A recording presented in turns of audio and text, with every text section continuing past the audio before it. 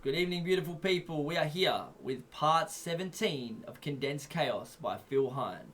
17 happens to be my lucky number too, so let's get into this goodness, shall we? Witches, wizards, warlocks, magicians, maguses, and magi's.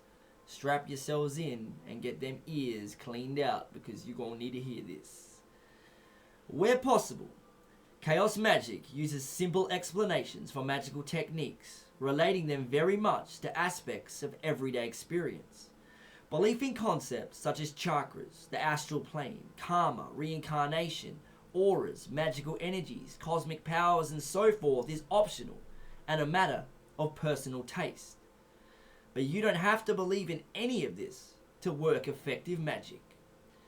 Nor is magic something which stands apart from the rest of your life. Magic is not so much something which you do occasionally behind closed doors or in the space behind your closed eyes, but a way of living your life, a way of approaching the world you move through and everything in it. Some magical workbooks tend to give the impression that you become a magician by experimenting with practical exercises, taking on particular beliefs and learning a specialist vocabulary with which you can talk to other magicians. For the moment, I want to pose the question, what makes a good magician? As I have intimated, being a magician is something more than merely dressing up in a black robe, attempting to cast spells, invoke gods, and use strange terminology that only other initiates understand. Being a good magician, at least from the relativistic perspective of chaos magic, is being effective and adaptive in as many areas of one's life as possible. To expand on this definition further, I will examine 5 key qualities associated with effective magicians. The qualities of chaos. This acronym represents confidence, honor, attentiveness, organization, and sensitivity. These qualities are of use in not only specifically magical situations, but in life generally, and are of global application. Confidence.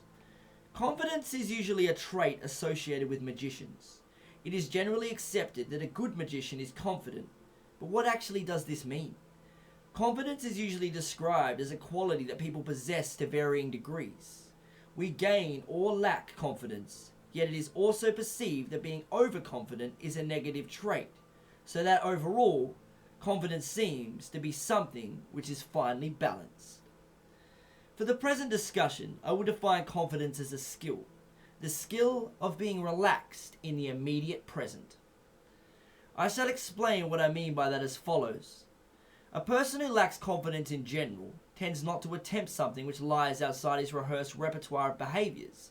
He fears the possible consequences of moving into an unknown area, be they imagined or predicted from past experience.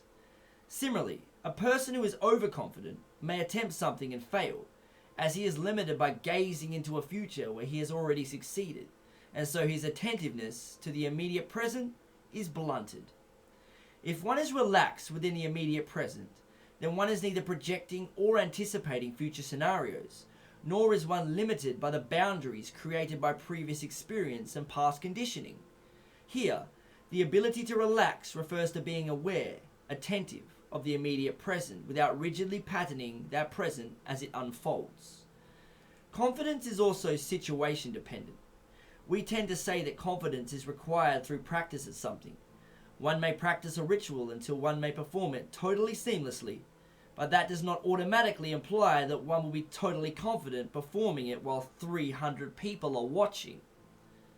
People tend to be confident in areas which are familiar, and not so confident when they enter new territory. This is particularly true of magic, which almost by definition necessitates a movement into uncharted territory. I have often observed how people who are very much experts in their chosen fields can become spectacularly nervous and unsure of themselves when placed in a magical situation. If we lack confidence in a situation, we are not relaxed and so tend to make mistakes. There is a very powerful conditioning directive which says that mistakes are bad. Being seen to make mistakes is bad for one's ego, and worse in terms of social status. If we do something, we have to be seen to be good at it, if not expert. Anything else is anathema to the self-image. This is a potentially dangerous trap to fall into.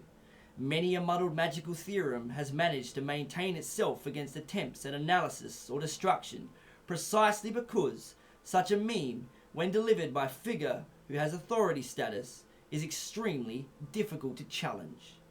Gurus and belief systems form a safety net for those who, while feeling a need to step beyond the boundaries of their consensus reality, yet feel massively afraid at the same time. Consider also the experience of viability of magic as an issue of confidence. One occasionally hears people making remarks to the effect that they are confident about magic's viability when it is working for them, but that when life goes wrong, the explanations such as karma, tides, psychic attack, etc. are all trotted out. Alright, we're at 6 minutes on the dot. We're going to leave it there, and we will be back with more Condensed Chaos Readout tomorrow night.